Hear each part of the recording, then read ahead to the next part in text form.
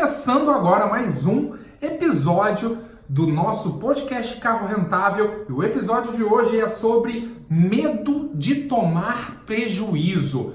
Seja muito bem-vindo e está no ar o podcast Carro Rentável. Eu sou o Ronald e eu sou investidor Uber. Eu sou o Rafael Reis, investidor Uber. E esse é o episódio sobre o medo de tomar prejuízo. Nesse podcast, eu pedi para o meu sócio me entrevistar e me fazer todas as perguntas sobre a maneira segura para investir alugando carro para o motorista da Uber. Você vai descobrir que existe uma maneira segura para não tomar prejuízo. Está no ar podcast Carro Rentável. Bom, Rafa, seguinte, primeira pergunta para você é: por que muita gente tem medo de tomar prejuízo? Certo. Muita gente tem medo de tomar prejuízo, né, quando está pensando em alugar carro para motorista da Uber, porque às vezes escuta muita história, escuta falar que não, isso é furada, né, ou então não, eu aluguei e aí tive problema, tive mais prejuízo do que lucro, né? Ou então muita gente também tem muito medo de alugar o próprio carro para motorista da Uber, porque não sabe às vezes o que tem que fazer, como se proteger, né? Então normalmente é por isso, ou porque desconhece ou porque já ouviu falar muita coisa ruim aí, né? Tá, e você já ouviu muitas histórias assim ruins, essas histórias de terror? Olha, história de terror. Eu já ouvi falar assim de alguns prejuízos, né? Como por exemplo, teve uma pessoa que alugou o carro sem ter seguro e aí, infelizmente o carro foi roubado, né? Também teve gente que alugou o carro e o motorista acabou que cuidou muito mal do carro e quando a pessoa foi ver lá, o carro já estava todo detonado. Então, eu já ouvi alguns episódios de terror assim sobre isso. E desses que você ouviu, quais são os tipos mais comuns de prejuízos que as pessoas tomam? Cara, os mais comuns são o seguinte: motorista que não cuida bem do carro, que acaba estragando o carro, né? Estragando assim, devolve o carro com arranhão, batida, dá prejuízo, né, na manutenção do carro. Motorista que não devolve o carro, por exemplo. Esse exemplo que eu falei do carro, quando o carro é roubado, né?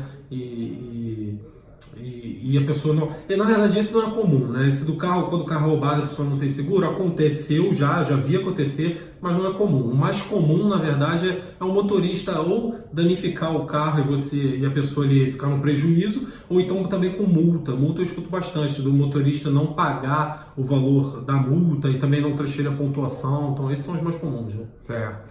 E realmente, o que eu vejo mais comentado aí nos posts do Facebook são problemas de motorista detonar o carro. Isso. O carro virar só uma sucata. Motorista dar calote.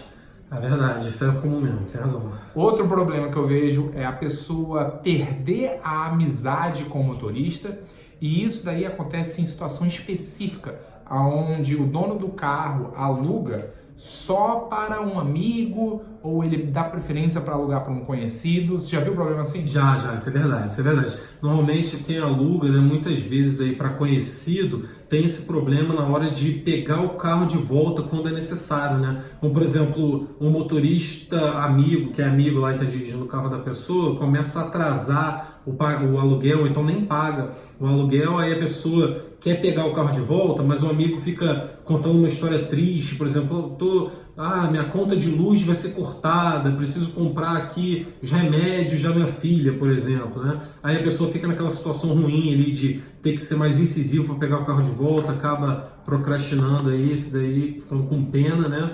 E tomando prejuízo, né? Então, sobre esse problema do amigo, normalmente é isso, porque tem uma relação de amizade. Exato. E a pessoa, ela acaba fazendo meio que uma chantagem emocional com o amigo. Fala, pô, você vai tirar meu carro, eu vou te pagar, e fica enrolando, não é isso? Algumas pessoas não ligam para isso, amigos negócios à parte, né? Mas eu já vi bastante aí de acabar, de repente, a amizade por causa desse tipo de situação, né? E parente? Parente é a mesma coisa, né? Parente acaba na mesma situação do amigo. Você vai ficar na mesma situação ali chata, constrangedora, de repente na hora de ter que tomar o carro porque é um parente seu, né? Aí você fica naquela de peso na consciência, né? E peso na consciência em negócio normalmente é sinônimo aí de prejuízo. Tá. E, cara, assim, desse investimento de aluguel de carro, quais são os maiores riscos que você vê hoje com a experiência que você tem? Tá, os maiores riscos, na verdade, é de você alugar o carro sem ter um seguro adequado, por exemplo, e acabar não sendo indenizado caso ocorra algum roubo, furto ou perda total do carro. Isso é um risco que acontece. Outro risco também é justamente do motorista sumir com o carro, né, e você ali não ter muito o que fazer também, de repente, né, você não ter se preparado antes para isso. Isso é um risco que pode acontecer. Né? E também do motorista realmente ele acabar com o seu carro, né? E você também não ter ali não estar preparado para isso, né? Então são riscos que podem atacar aí quem não está tão protegido e preparado nesse investimento. Tá. E existe uma forma de se proteger e ficar assim com um risco zero? Olha, eu posso dizer que o risco ele é mínimo, né? Eu não gosto de falar que investimento tem risco zero, até porque eu não acredito em risco zero para investimento, né? Há um tempo atrás, há anos atrás, todo mundo achava que a poupança era risco zero até ela ser congelada, né? Então, risco zero eu acho que não tem como minimizar total o risco, até porque tem coisas que não dependem só de você, né? Por exemplo, se a Uber acabar, tem o risco disso acontecer, né? É improvável? É muito improvável, mas tem o risco disso acontecer. Então, mas aí tem a 99. Tem a 99. Mas vai que a 99 também acaba, Uhum. Entendeu? Risco nunca é zero, na minha opinião, né? Mas tem como você minimizar bastante os riscos desse investimento. Tá. E hoje, na sua forma de alugar o carro, você olhando, você comentou aqui que tem jeito de se preparar antes, para depois que você tiver com o carro alugado, você tá protegido. Isso. Certo? Nessa preparação que você faz, tem alguma peça, tem algum item, algum ponto que você fala, olha, se isso acontecer, é o meu calcanhar de Aquiles, eu não tô protegido? Não, atualmente não. Atualmente eu tenho uma série de defesas, né? Então, se uma das defesas falhar, eu tenho as outras ali que eu vou poder usar para me defender, né? Então, eu não me baseio só em um ponto específico, uma coisa só que de repente pode faltar, que vai me prejudicar o meu investimento inteiro. Não, eu faço uma preparação toda programada, eu me preparo bem, são uma série de passos, série de fatores ali que eu respeito justamente para não correr nenhum tipo de risco muito grave, não. Muito tá. sério. Então, você falou um negócio interessante, uma série de fatores. Explica, o que é isso? O que é série de fatores? Como assim? Às vezes tem uma pessoa que está assistindo e não está entendendo nada. Tem uma série de fatores? Como assim? O que é isso? É porque é o seguinte, antes de eu alugar o meu carro, antes de eu entregar o meu carro para o motorista da Uber, eu sigo ali um procedimento, né? Que são uma série de passos. Por exemplo, eu vou selecionar ali um bom motorista antes de entregar o meu carro, eu vou contratar o seguro correto para caso o meu carro venha a ser roubado ou furtado, eu tenho certeza ali que eu vou ser indenizado por isso, né? Eu vou fazer toda uma preparação do carro ali, eu vou instalar rastreador no carro também para caso o motorista, por exemplo, não devolva o meu carro depois do contrato, eu vou saber ali exatamente o que fazer com o rastreador, eu vou ter armas para poder garantir ali a segurança do meu investimento. Então, esse tipo de preparação é uma sequência de passos que eu vou seguindo, vou preparando, vou me blindando para justamente ali ter receber um aluguel blindado, né? Tá, e como é que você chegou nesses passos?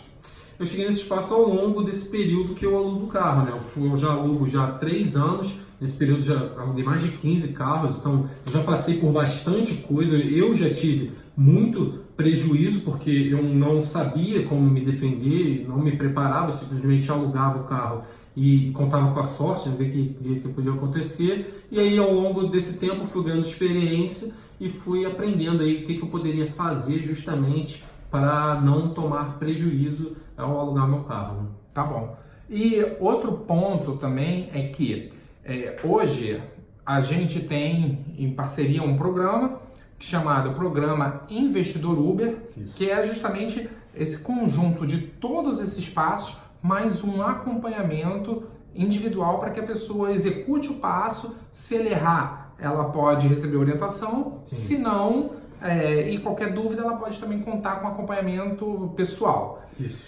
E dentro desse programa já tem mais de 100 pessoas que estão alugando o carro hoje em dia, Certo. seguindo esses exatos passos. Sim. Certo?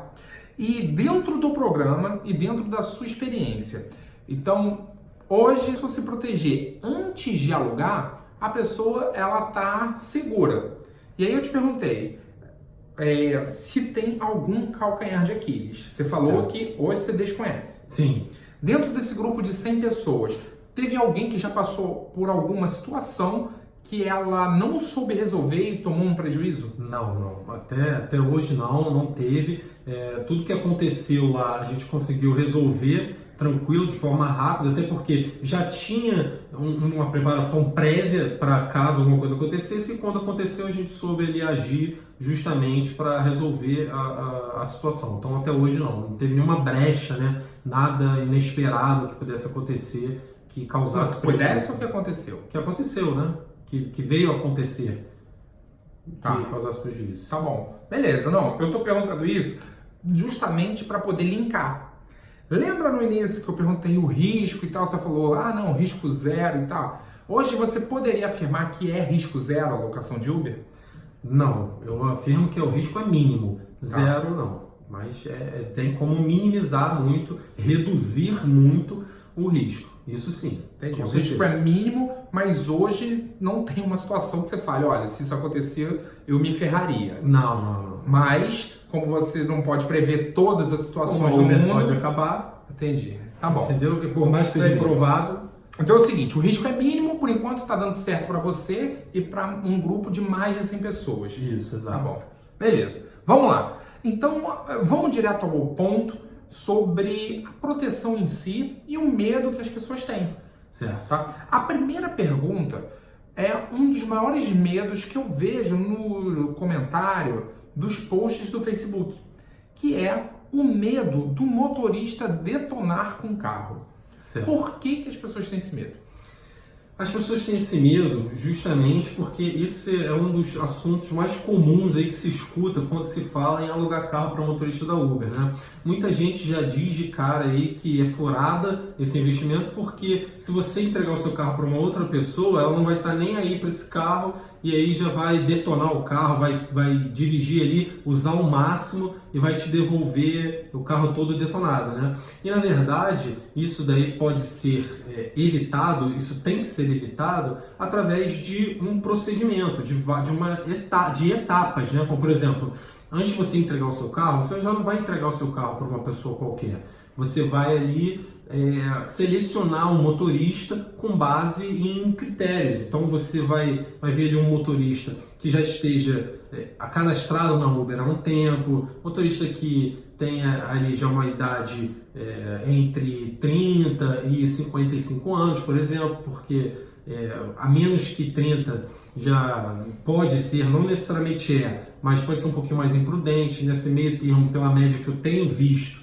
nesse período que eu alugo o carro, é uma média que não dá problema, a pessoa mais responsável, a pessoa quando tem filho, também é casado, é bom, né? Então, você vai selecionar um bom motorista que realmente precise e queira trabalhar, e esse motorista, ele vai usar o seu carro para trabalhar, para fazer dinheiro. Então, ele não vai ficar dirigindo, não vai ficar causando prejuízo com o carro, né? Ele vai estar ali para justamente usar o carro para o que ele precisa, né? Esse é um ponto. Depois também, caso ele venha a causar algum prejuízo, você tem ali a caução para justamente se proteger. Caução é quando, por exemplo, antes de você entregar o seu carro para o motorista, você vai cobrar um valor que ele vai te entregar ali que vai servir como segurança, um valor que você vai deixar guardado para caso alguma coisa venha acontecer ali, como por exemplo, ele não paga alguma multa, ou ele deu um prejuízo no seu carro e não queira pagar, por exemplo, você tem aquele valor de segurança que vai estar guardado, que você vai usar para abater e depois encerrar o contrato. Isso é caução, né? Então você também, além de escolher um bom motorista, você vai ter ali a caução, né? Você vai ter um contrato com regras, ele como motorista vai ter que cumprir também. Então você tem uma série de fatores que vai impedir esse tipo de prejuízo. Tá. Um outro fator também que acho que ajuda é a manutenção dividida. Sim, exatamente. Por quê? Porque a manutenção dividida, o motorista ele vai cuidar bem do seu carro, porque se ele não cuidar, se ele for negligente, pegar seu carro, por exemplo, passar um quebra-mola rápido aí e não se importar com isso, e por isso ocasionar uma manutenção, ele vai ter que arcar com metade desse valor. Então, por exemplo, ele passa num quebra-mola, quebrou a suspensão, deu R$400, por exemplo, para consertar, né, um amortecedor. Ele vai ter que pagar R$200 e você 200. Então, cada um vai ter que arcar aí com 50% da manutenção. E como ele vai ter que tirar dinheiro do bolso dele, ele muito provavelmente vai tomar muito mais cuidado com isso, né? Então, isso realmente faz também com que minimize esse risco, né? Tá. Então, recapitula aí, resume. Como que uma pessoa pode fazer para ela se proteger para que o motorista não detone o carro dela? Tá. Primeiro, ela vai escolher um bom motorista, né? Vai selecionar um bom motorista ali. Ela vai selecionar dentro do perfil esse perfil que você comentou, que é um perfil de bom motorista. Exatamente. Que é um perfil de pessoas responsáveis. Pessoas que tenham ali, né, um bom perfil dentro ali desses critérios que a gente falou.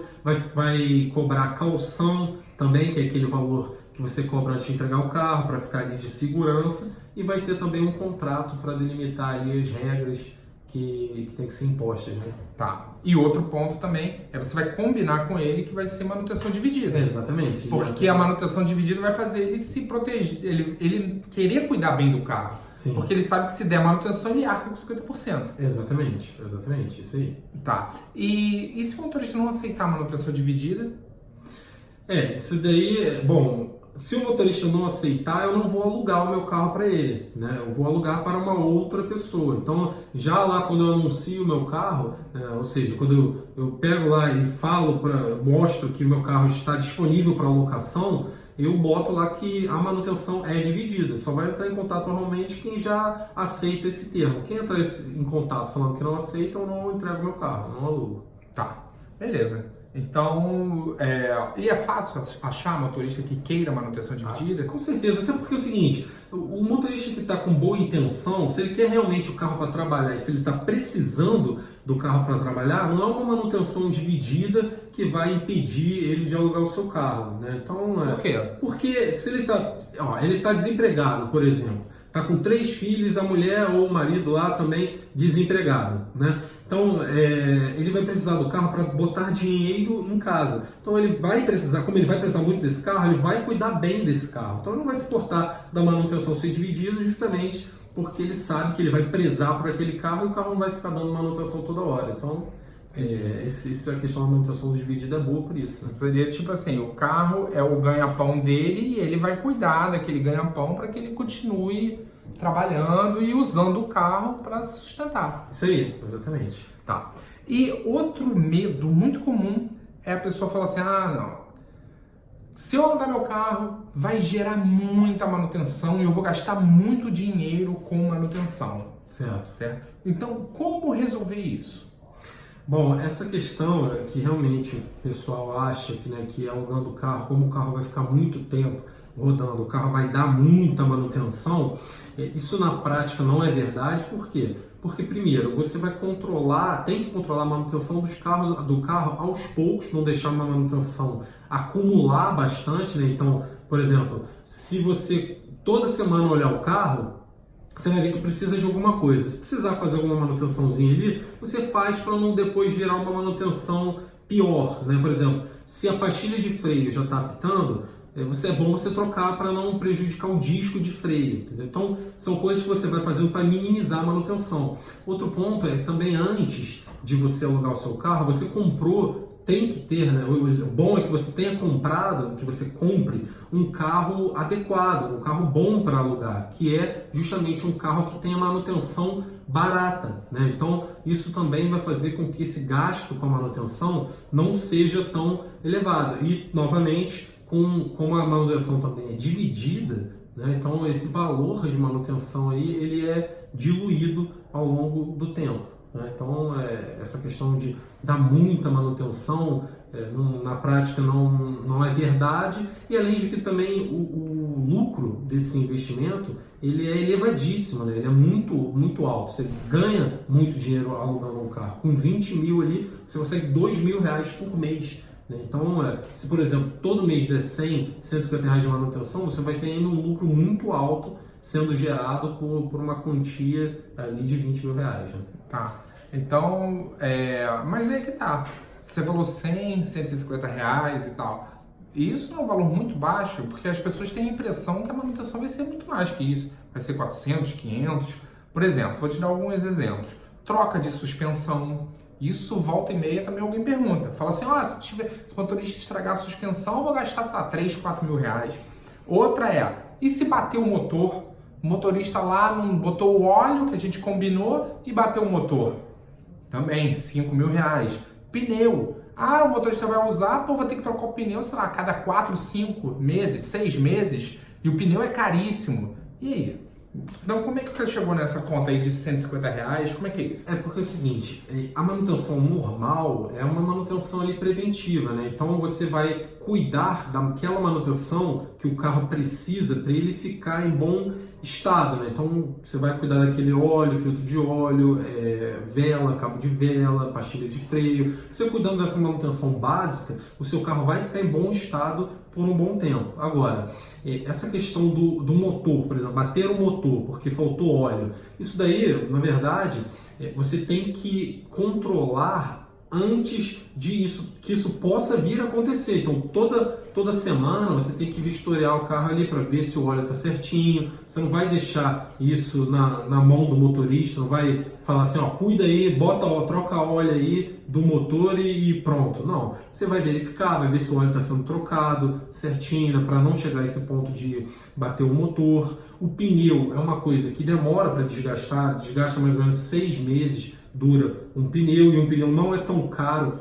quanto as pessoas pensam, porque, na verdade, você tem que alugar aquele carro barato, e um carro barato tem pneu barato também. E você ainda tem a opção de pneu remold, se você quiser botar mais barato. E além disso também, o pneu ele é dividido com o motorista, então é um valor que ele é diluído, né? Assim como a manutenção. E a manutenção por culpa do motorista, quem tem que pagar é o motorista também, no caso, né? Então, são coisas que dá para sempre se proteger antes, né? E coisas que não são assim caras, que vão prejudicar o investimento. Não. Tá, e aí você falou, pneu é barato. Barato quanto? O pneu varia aí um original, né? Não da marca mais famosas como Goodyear, etc. Você consegue de repente R$200 por pneu, e um pneu remold você consegue a R$100 também, mais barato que isso às vezes, né? Se você procurar bem. Então o pneu remold ele dura metade do tempo praticamente que um pneu normal, né? Por isso que o valor também é na metade, mas você tem essas duas opções.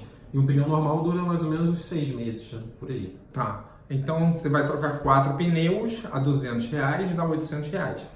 Mas você não troca de uma vez só, e você não troca toda hora. Como eu falei, demora para você trocar o pneu, e também você faz o rodízio dos pneus. Os pneus não desgastam iguais, né? Então tem essa questão do rodízio aí, e você pode, ou você faz o rodízio, ou você troca só os da frente, depois de um tempo, com o valor que você vai ganhando do aluguel, você troca o outro. Então não é um valor ali, uma paulada ali de R$800, não. Tá. E outra coisa, nunca também é R$800. Você não falou que é dividido com o motorista? Exatamente. Então, se você trocar os 4, na verdade são 400, né? E como você não troca todos aí de uma vez só, se você trocar 2, na verdade você vai pagar R$100, né? E se o motorista começou a trabalhar comigo, sei lá, tem 2 ou 3 semanas, e está na hora de trocar o pneu. Ele vai querer dividir? Provavelmente não vai querer dividir e também não é justo que haja essa divisão, porque a relação de locação tem que ser sempre baseada na boa-fé. Então, o que isso significa? Se você entregou um pneu que já estava quase careca para o motorista e ele dirigiu 2 semanas só, não é justo que ele vá pagar ali um pneu novo, porque você não entregou um pneu novo para esse motorista, né? Agora, se você botou ali um pneu novo e depois de 6 meses o mesmo motorista está com você e chegou a hora de trocar o pneu, aí sim é válido fazer essa divisão aí da manutenção, né? É válido ou é mandatório? Tem que ser feito, tem que constar em contrato. Ele tem que pagar, então? Tem que pagar. É opcional ou não? Isso que eu tô Não, ele tem que pagar. Depois de 6 meses, se é o mesmo motorista, você entregou um pneu bom para ele, sim, ele tem que arcar com esse valor. Tá, beleza. E aí, cara, outra pergunta foi a questão do óleo, e aí você comentou da vistoria, que tem que fazer vistoria antes, né? Certo. Então, as pessoas que falam assim, o motorista ele não vai trocar o óleo, ou então ele vai me dizer que trocou o óleo, isso na verdade é um medo que as pessoas têm, porque de confiar em um motorista, correto? Correto. Tá. Fala mais sobre isso, de como que resolver e como que é a vistoria. Tudo bem. Bom, o que acontece? Você, na verdade, não precisa confiar no motorista, você não precisa achar que ele é honesto, que não é. O ideal, na verdade, é que você tenha esse poder aí de saber se o carro está sendo bem cuidado ou não. Então, o que isso significa? Você não vai falar para o motorista, troca o óleo aí e me manda a nota. Ou então, faz isso aí no carro e me fala. Não, você vai falar para o motorista levar o carro no seu mecânico de confiança. Porque você vai ter certeza que ele vai fazer o serviço e vai usar peças boas também para fazer o serviço, né? Então, dessa forma, você fazendo esse procedimento, você não vai precisar ficar na dúvida se o motorista é honesto ou não, se ele realmente fez o serviço ou não. Você vai saber que o serviço foi feito porque ele foi feito no seu mecânico de confiança, né? E justamente muita gente tem medo disso, passa por isso porque entrega na mão do motorista, né? E fica com esse receio. Ele parece honesto, mas será mesmo que trocou esse filtro de óleo, né? E se o motor bater, né? Então, o ideal é que você não não passe, né, por esse tipo de situação. Tá, entendi. Então, a melhor forma, em resumo, sempre mandar o motorista no meu mecânico. Isso. E sempre fazer vistoria no carro para ver se o carro está tudo certinho, correto? Perfeito, exatamente. Tá. E aí, a próxima pergunta é o seguinte: tem gente que tem medo do motorista tomar multas e não pagar a multa e o dono do carro ficar no prejuízo, porque a multa entra lá no Renavan, no carro, e aí? Lembra que agora há pouco eu falei da seleção do motorista? Então, selecionar o motorista é bom, é importante, por isso também você evita esse tipo de coisa, você minimiza o risco de ter um motorista que não queira te pagar esse tipo de multa, né? Mas você também tem que ter outras formas de se defender, não depender somente aí de achar de contar que o motorista seja honesto, que ele arque com tudo, né? Você tem que ter ali, por exemplo, também a caução, né? Que é aquele valor lá que você guarda antes de você entregar o seu carro, que vai ficar como reserva, né? Para você se proteger. Então, se o motorista tomou uma multa e não te pagou esse valor e não quer pagar porque fala que a multa é injusta, alguma coisa do tipo, você vai pegar o valor da caução, vai abater o valor da multa, né? Não só o valor da multa, mas também se tiver alguma coisa constando no contrato, que se ele não pagar também incide multa contratual, vai abater também esse valor e vai encerrar o contrato, porque você já viu ali que o motorista, se ele não arcou dessa vez, provavelmente não vai arcar as outras também. Então, eu encerraria o contrato, pegaria o valor da caução, abateria o valor que ele me deve e aí, se tivesse que devolver o restante pela caução, devolveria para ele. Tá. E aí, cara, uma outra pergunta aqui com relação à multa, e volta e meia tem comentário, é o seguinte, uma situação bem específica, tá? Tá. O motorista, ele tá embriagado e ele para numa blitz da lei seca. Certo. Sem contar que a multa da lei seca hoje, sei lá, não sei se está 2 ou 3 mil reais. É caríssima, muito acima da caução. Certo. Como resolver esse problema como que o investidor pode alugar sem ficar com medo de passar por isso? Certo, isso é importante para não passar por esse tipo de situação, né, você tem que justamente ter selecionado uma pessoa que tenha justamente um perfil ali que transpareça justamente que precisa trabalhar. Falou 4 justamente, hein? É que eu estou pensando no que eu estou falando. Vai.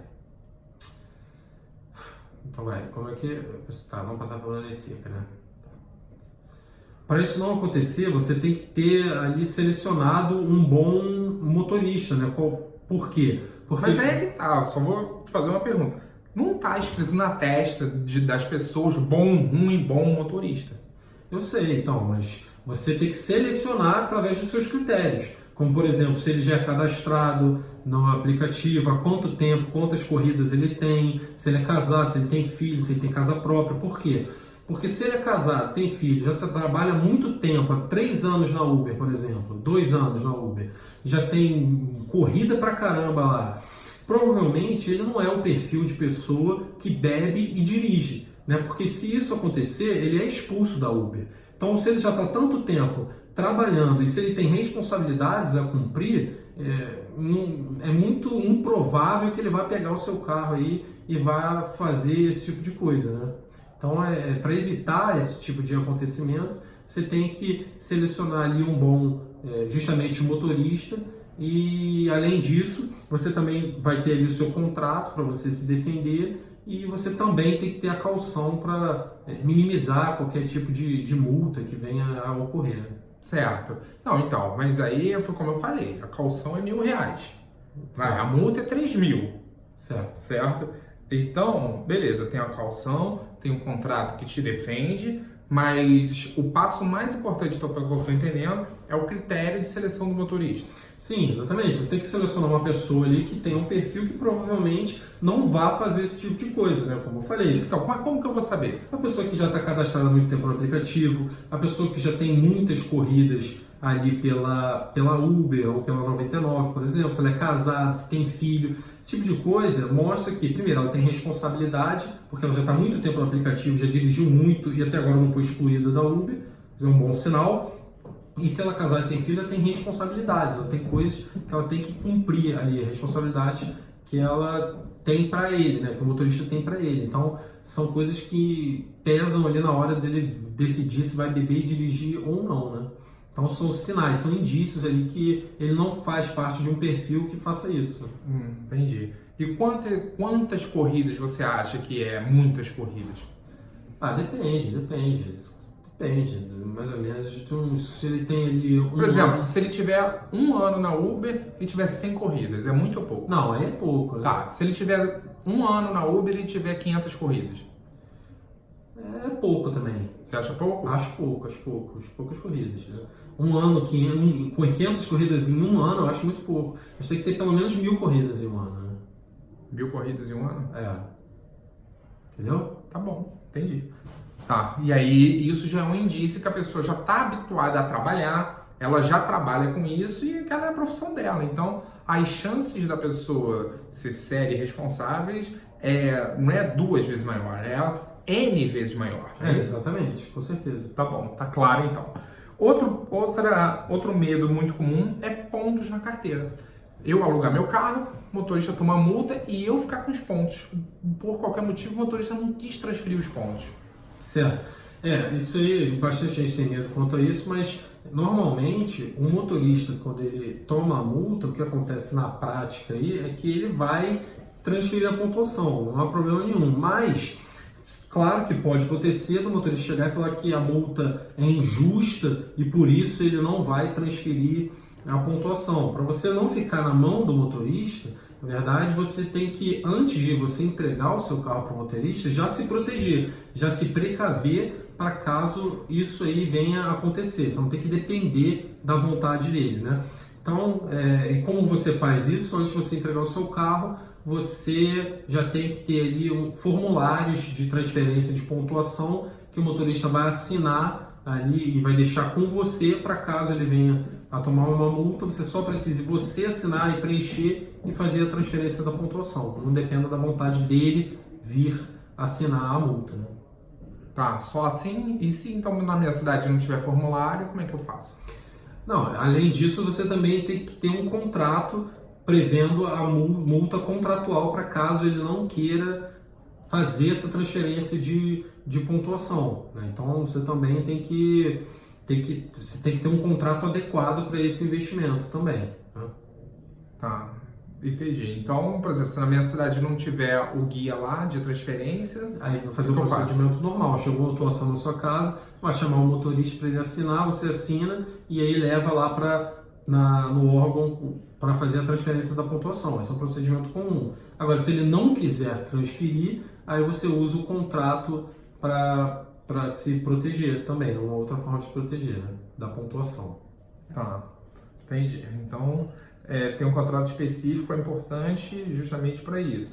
Do motorista se negar. Mas é comum do motorista se negar? Não é comum, não. Tá? O normal é que ele aceite, até porque o ideal é, antes de você entregar o seu carro para ele, você conversar com ele, explicar exatamente nesse tipo de situação o que vai acontecer. Por exemplo, antes de entregar o carro para o motorista, eu falo para ele, se tomar a multa, independente se você vai recorrer ou não, primeira coisa a se fazer é transferir a pontuação para sua carteira. Depois desse procedimento, aí você recorre, você faz o que você quiser. Mas o procedimento é esse, tudo bem? Antes de eu entregar o meu carro para ele, se ele falar tudo bem, aí a gente continua com a locação. Isso é importante porque ele depois não vai poder chegar e também falar que não sabia ou não foi avisado. Por mais que esteja escrito no contrato, o que tem que ser também, tem que estar escrito no contrato, ele tem que ser, é bom, né? É legal você avisar para ele, né? É importante você avisar para ele desse tipo de coisa para evitar esse tipo de desculpa, né? Tá. Então, praticamente é o seguinte, antes de você assinar o contrato, você apresenta para ele quais são os termos. Tudo que está em contrato, você vai e fala, é assim, assado, você diz tudo como vai funcionar, é isso? Sim, exatamente. Tá bom, beleza. E aí, a próxima pergunta é com relação ao seguro.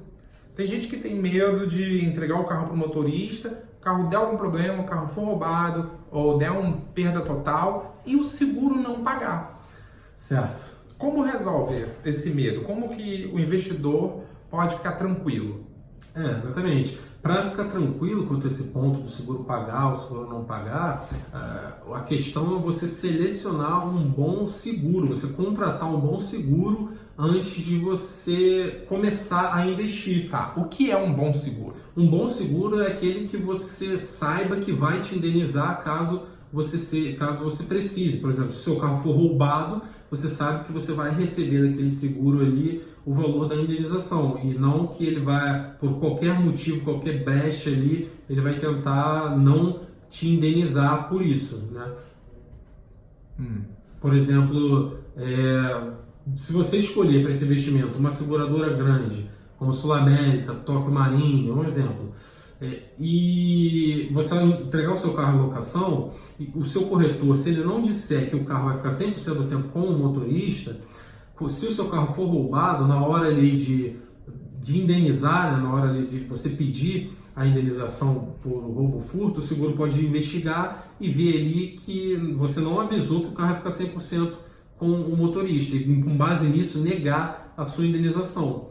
Agora, se você tem um seguro certinho de associação que segura não esses critérios, não segura não o perfil da pessoa, mas sim o carro, que só está preocupada em segurar o carro X do ano tal, modelo tal, independente com quem vai ficar o carro, você sabe que se acontecer, por mais que o carro esteja 100% do tempo com o motorista, você vai ser indenizado. Então, é o importante aí para você não ter medo aí de perder o carro ou de não ser indenizado caso você tenha o carro roubado, é você ter ali um seguro no seu carro adequado, né?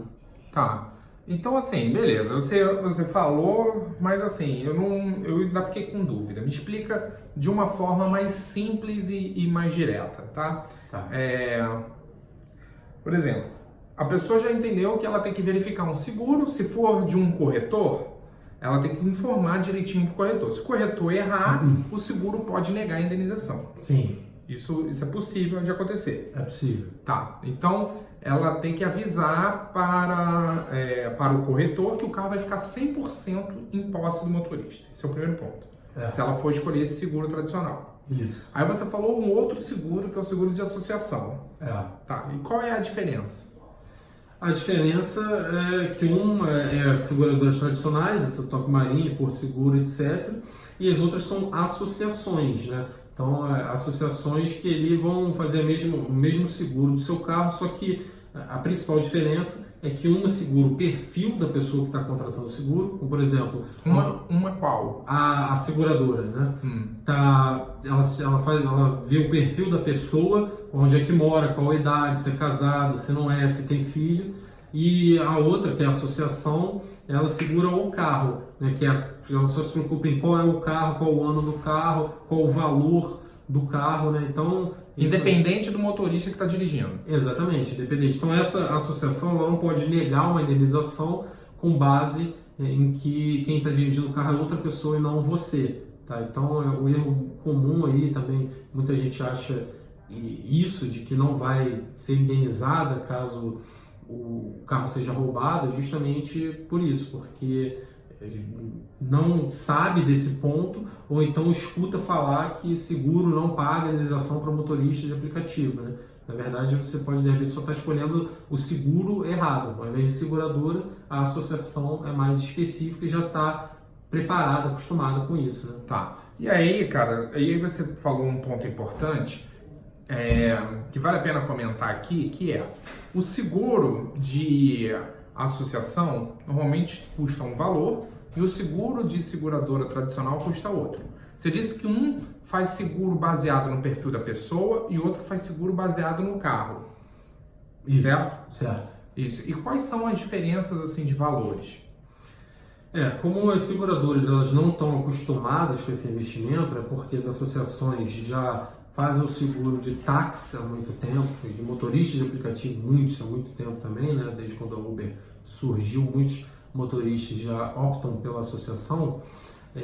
A associação, a seguradora também, como ela vê o perfil do motorista e onde ele mora, quanto tempo o carro vai ficar na rua, etc., ela acaba botando o valor muito alto, normalmente 4, 5 mil reais, né? E ela cobra um valor inteiro que a pessoa tem que desembolsar aí para ter o seguro de um ano. Normalmente é assim que acontece, né? Já a associação não, a associação, ela como já está mais acostumada com esse mercado, ela cobra um valor mais barato e ela cobra de forma mensal. Então você tem que pagar ali mensalmente o valor, você não tem que desembolsar o valor inteiro ali do seguro para poder ter o seu carro segurado, né? Então, enquanto você paga 4, 5 mil reais ali de uma vez só no seguro, você paga em média mais ou menos 180 reais de associação, né, por mês. Tá. E assim, tu já ouviu dizer que a associação não paga as pessoas? Ocorre o risco de não pagar? Sim, eu escuto bastante falar isso, principalmente junto desse argumento vem o argumento de mas ela não paga, ela nem fiscalizada pela SUSEP né? Isso é bastante comum também. Então, só que na prática isso não é verdade, porque é o seguinte, ela não vai te deixar de pagar só porque ela não é fiscalizada, por exemplo, né? Porque é o seguinte, a associação ela é uma empresa particular como qualquer outra, né? Então, se ela assume uma obrigação, ou seja, se ela se compromete em prestar um serviço para você, né, em contrapartida de um valor que você vai pagar para ela tem a obrigação de te prestar esse serviço, que é justamente te indenizar caso alguma coisa venha acontecer, né? Se ela não fizer isso, ela está passível aí de punição, né? Então, como ela é uma empresa como qualquer outra, ela paga sim na prática, tá? E eu, inclusive, já tive experiência com seguradora e com associação. No meu caso, a seguradora não me indenizou, porque justamente com base nisso, que o carro não ficava a maioria do tempo, quer dizer, ficava 100% do tempo com o motorista, não ficava comigo em nenhum momento, e o meu corretor não informou isso, né? E só depois que eu tive que entrar com uma ação judicial e ser ressarcido. Peraí, teu corretor não informou que o carro ia ficar 100% com o motorista. Tá. Entendeu? Ele informou que ficava 10%? Ele não informou nada. Eu tinha que ter informado, entendeu? E aí, com base nisso, a indenização foi negada, depois eu entrei com a ação e consegui ser ressarcido.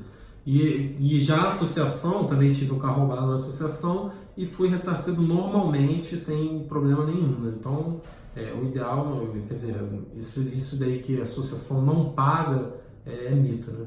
Tá. E um outro ponto também que a gente pode citar aqui é que a associação ela é usada pelos profissionais que dirigem na praça, por exemplo, como motorista de táxi.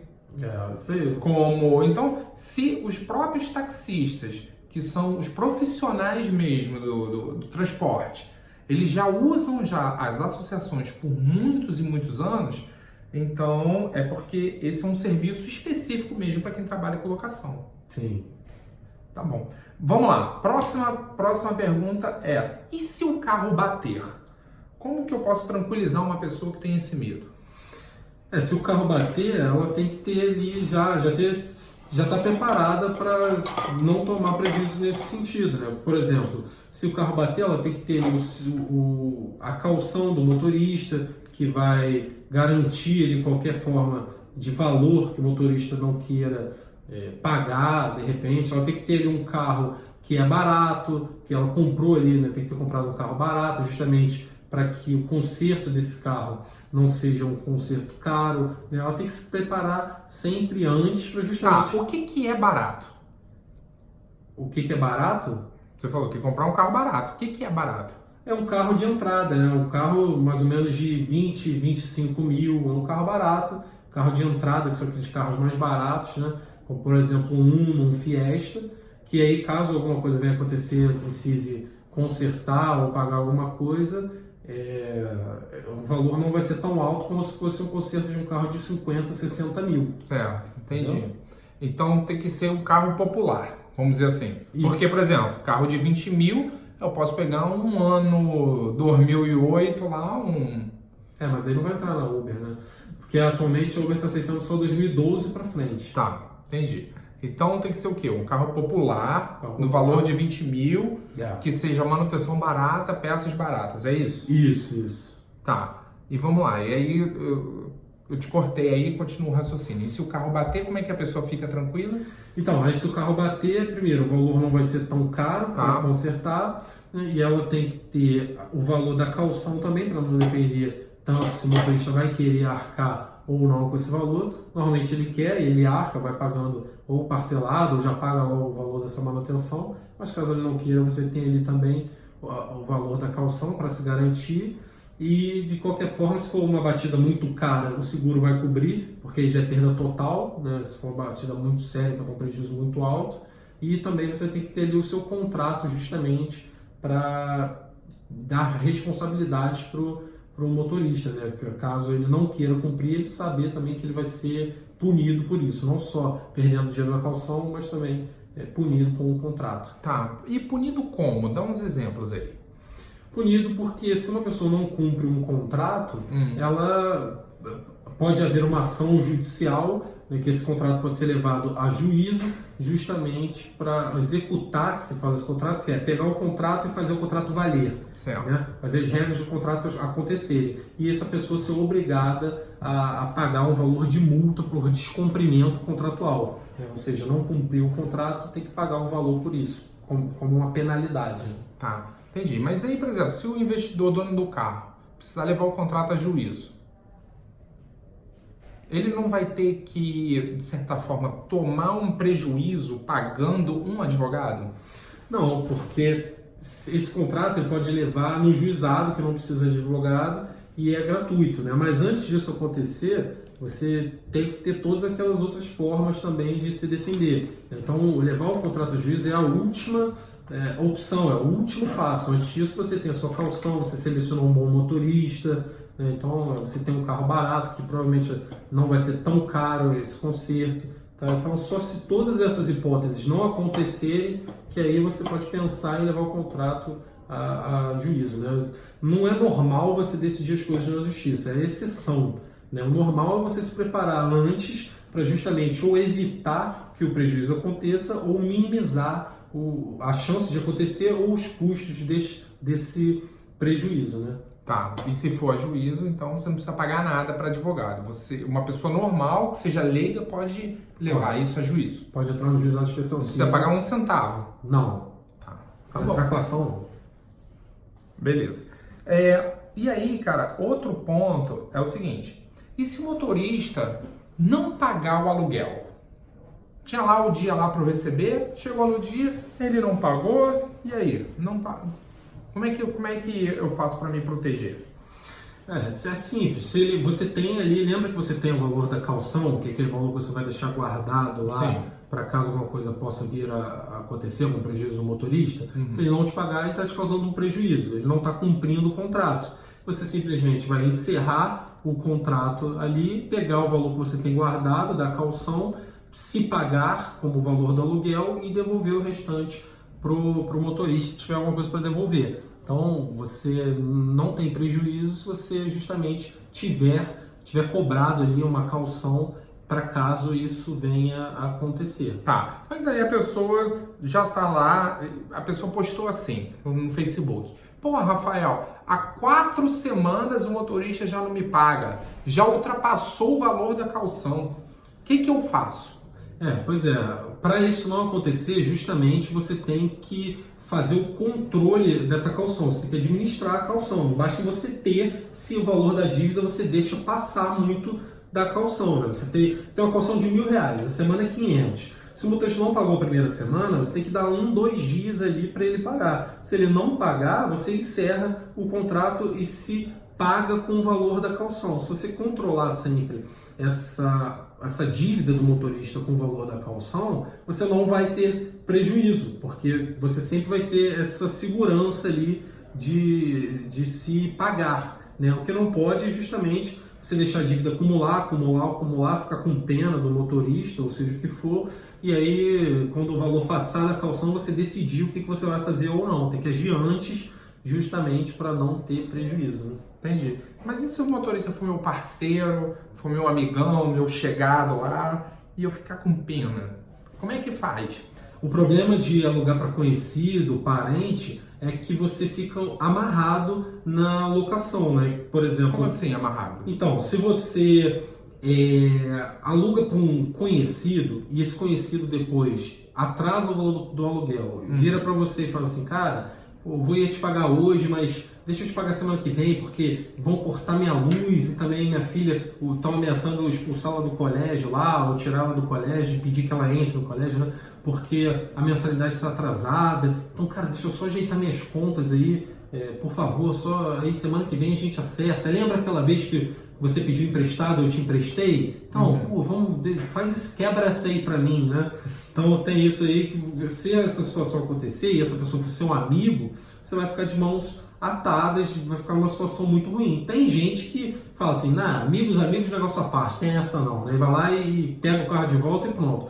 Mas a maioria das vezes não é assim, você tem um vínculo com aquela pessoa e não quer ali afetar essa relação de amizade, né? Então você passa por essa situação. Agora, se você alugar por uma pessoa que não tem vínculo nenhum com você e isso acontecer, chegou na semana do pagamento, ela fala assim, cara, eu tô com um aluguel atrasado ou qualquer outra coisa, você vai falar assim, me desculpa, não tenho nada a ver com isso, isso é um investimento e eu tenho que proteger esse investimento. Infelizmente a gente vai encerrar o contrato, eu vou me pagar aqui, vou descontar o valor que você está devendo, o valor da calção, e vou devolver o restante para você, tá bom? E o contrato está encerrado.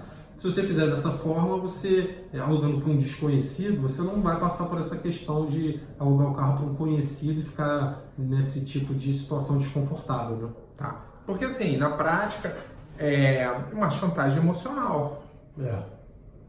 Sim, exatamente. Né? Então, quando você tem uma relação de amizade com uma pessoa, talvez a relação possa te colocar numa saia justa, onde tem um envolvimento emocional ali, e essa pessoa ela vai usar artifícios para te obrigar, sabe, a ceder algo para ela, e que de repente para você é pior, não é isso? Exatamente. E o que você diria então para uma pessoa assim que está começando, nunca alugou carro na Uber e ouve, você fala, o desconhecido, poxa, mas o cara chegou e falou que a filha dele vai ser expulsa do colégio, será que isso não é muito crueldade não? O que você diria para essa pessoa? Eu diria o seguinte, eu diria que negócio é negócio, amigo é amigo, amizade é amizade, né? Não, mas para um desconhecido, né? Vamos dizer. Tá com pena do desconhecido? Cara, eu diria o seguinte, eu diria que você está alugando um carro como forma de investimento, é o seu negócio, a sua renda extra, o que for. É uma forma de você ganhar dinheiro, você garantir ali o lucro desse investimento. Se você for alugar com pena da outra pessoa ou com receio de estar fazendo uma coisa que não é legal, não é justa ou alguma coisa do tipo, você vai estar fazendo caridade, é uma coisa diferente, não é ruim, não é legal, mas você tem que saber o que você está fazendo. Você está investindo, você está buscando ali um investimento que te gere lucro ou você está fazendo uma boa ação. São coisas diferentes, boa ação é louvável, mas não é investimento. Certo. Então tem que separar isso aí na prática, que investimento é investimento, boa ação é boa ação, senão você vai acabar tendo prejuízo aí por ficar com pena de uma outra pessoa e querer fazer uma boa ação. E a outra dúvida agora é sobre, assim, pô, Rafael, beleza, vou alugar meu carro, pô, mas depois de um ano eu não vou conseguir vender esse carro que eu tenho porque ele já vai virar sucata, a quilometragem vai lá no alto, e aí? Certo, nessa forma é o seguinte, se o seu carro ficar com quilometragem muito alta, né, não necessariamente ele vai ser uma sucata, porque se você cuidar bem do seu carro, fizer sempre a manutenção periódica dele, uma manutenção preventiva, né, cuidar do estado em que o carro se encontra, ele vai ficar em bom estado até uma quilometragem ilimitada, aí, 300 quilômetros, né, 1.000 quilômetros, né? Então, não necessariamente um carro de quilometragem alta é um carro sucateado. Tá? Um outro ponto dessa questão da venda do carro é que se você comprou um carro com uma quilometragem baixa, mais ou menos 50.000 quilômetros, e deixou o carro até 300.000 quilômetros, você já ganhou aí um valor de 2 carros ou mais. Então, o valor que vier de revenda já é um valor ali que já é 100% lucro, dependendo do valor que for. Né? Então, vamos lá, você tem um Uno de 20.000, com 50.000 quilômetros, né? E você vai alugar esse Uno vai ficar alugado até 300.000 quilômetros. Nesse período, você já ganhou ali mais de 40 mil reais, ou seja, mais do dobro do valor do Uno. Então, você já lucrou ali, já recuperou o valor total do investimento, já lucrou o dobro desse investimento e o que vier na revenda é só um valor a mais aí que você vai ganhar. Então por exemplo, se eu revendesse a 14 mil, então já lucrei 54 mil nesse mês. Exatamente, 54 mil. Então o lucro está no aluguel, né? Se você quiser vender um carro lá com 300 mil, não na revenda do carro. Tá. E aí, cara, o outro ponto é o seguinte, você não deve então se preocupar com a revenda, certo? Sim. Porque o próprio carro já gera muito dinheiro. Sim. Tá. E qual é o momento certo, então, para revender? Para vender, né, o carro? Para vender o carro? Quando que eu troco? Você tem duas opções. Se você não se importar com essa revenda, essa quilometragem, quiser ganhar só com a locação, você vai vender o carro quando o carro chegar a 200, 300 mil quilômetros, 400, quando você decidir vender o carro. Certo. Você vai vender esse carro, não vai se importar tanto com o valor que você vai ganhar na revenda desse carro, porque você já ganhou muito com o valor do aluguel. Tá. Só que você pode fazer de outra forma. Se você comprou um carro com 50 mil, você pode alugar esse carro até ele chegar a 90, 100 mil quilômetros, e aí quando ele chegar nessa quilometragem, você vende esse carro. Por quê? Porque você já ganhou o valor do aluguel desse período e vai ainda conseguir um bom valor de venda desse carro. Vai vender esse carro fácil também. Então são duas estratégias. Deixa o carro rodar pouco, até 90, 100 mil quilômetros, e vende ele, ganha bem com esse valor da venda do carro, ou deixa o carro chegar até 200, 300 mil quilômetros, e vende quando você achar que é a hora certa, e aí você ganha pouco na venda desse carro, mas ganha muito com o aluguel, né? São duas estratégias aí que são boas. Eu normalmente gosto mais dessa segunda estratégia, porque eu prefiro aí ganhar com o valor do aluguel, não vender o carro quando chega a 90, 100 anos. Tá, entendi. Boa. E, cara, estamos chegando já aqui no final, e a última pergunta para finalizar é a pergunta que não quer calar. Se o motorista sumir com o meu carro, o seguro não paga, porque isso é apropriação indébita e isso o seguro não paga. O seguro paga batida, perda total, paga enchente, né, desastres naturais, beleza. E aí, como que a pessoa pode ficar tranquila contra a apropriação indébita? Realmente o seguro ele não paga a apropriação indébita, porque o seguro só se comprometeu a te pagar em caso de roubo ou furto, né? E a apropriação indébita é uma coisa totalmente diferente. O furto, por exemplo, é quando você estaciona o seu carro, entra no supermercado para fazer compra, quando você volta o carro não está mais lá. Alguém furtou esse carro, você nem viu, por exemplo. Agora, um roubo é quando você está parado num sinal, num semáforo, né? E aí a pessoa bate ali no vidro com uma arma apontada para você, manda você descer do carro, pega seu carro e vai embora. Isso foi um roubo, a pessoa te roubou, né? A apropriação indébita é quando você entrega um bem para uma pessoa por algum motivo, como por exemplo na locação, você entrega o carro para o motorista alugar e te pagar por isso, o aluguel, e aí você encerra o contrato e depois do término desse contrato o motorista não se nega a te devolver o carro, ou seja, ele se apropria desse bem seu. O nome disso é apropriação indébita. Então, isso é totalmente diferente de furto e roubo. O seguro se comprometeu com você em caso de furto e roubo, não se comprometeu no caso de apropriação indébita. Então, por isso que ele não vai te pagar a apropriação indébita.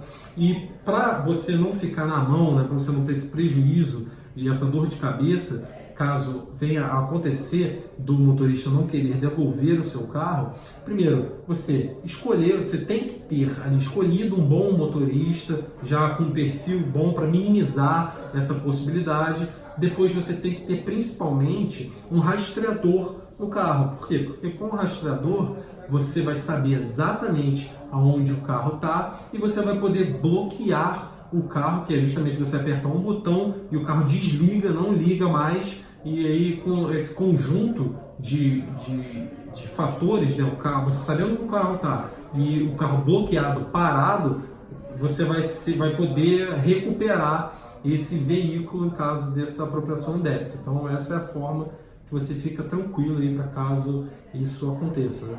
Tá, então a solução é rastreador com bloqueador, em outras palavras. Isso. Uma palavra mais simplória. Rastreador com bloqueador. Sim. Tá bom. Beleza, cara. Muito bom. Eu acho que esse episódio ajudou bastante a gente a falar sobre os principais medos, né, das pessoas em tomarem prejuízo. Se você ficou com alguma dúvida ou se você tem algum comentário, escreve aqui abaixo desse vídeo, coloca o que você não entendeu ou coloca qual é o seu maior medo, seu maior receio sobre alugar carro para motoristas de aplicativo.